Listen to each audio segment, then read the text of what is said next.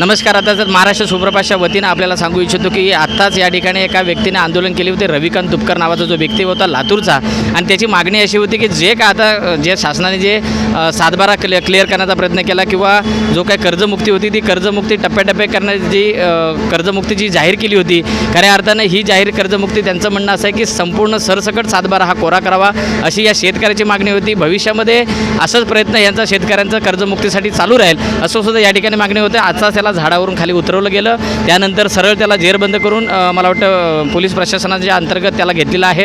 आणि थोड्याच वेळामध्ये आपण अपडेट देतो की याच्या संदर्भात कोणतीही नेत्याने याची चर्चा केलेली नाही आहे. कॅमेरामॅन तुषारसह मी दीपक मांडूकर, महाराष्ट्र सुप्रभात न्यूज, मुंबई. थँक्यू.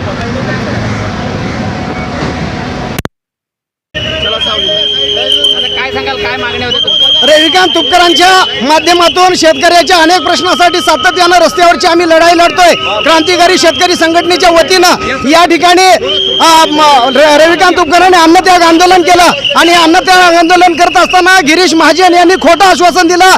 हे सरकार शेतकऱ्याच्या न्याय मागण्या दडपण्याचा प्रयत्न करतंय आणि येणाऱ्या काळामध्ये जर शेतकऱ्यासोबत हे सरकार अशाच पद्धतीनं वागलं तर ह्या माजुरड्या सरकारला गुडघ्यावर आणल्याशिवाय राहणार नाही.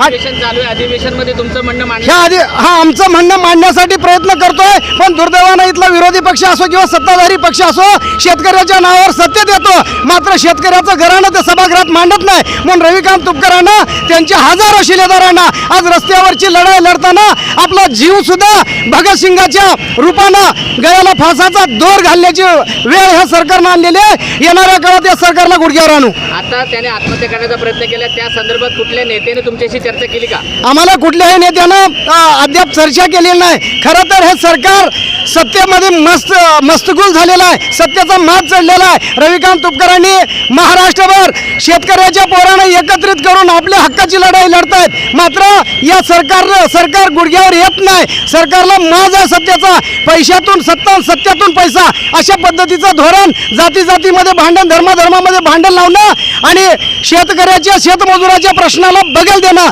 हे या सरकारचं प्रायोरिटी ठरलेलं आहे. म्हणून येणाऱ्या काळात शेतकरी शेतमजूर पक्षाचे झेंडे बाजूला ठेवतील आणि येणाऱ्या काळात रविकांत तुपकरांच्या नेतृत्वाखाली शेतकऱ्याचे वज्रमुठ तयार होईल.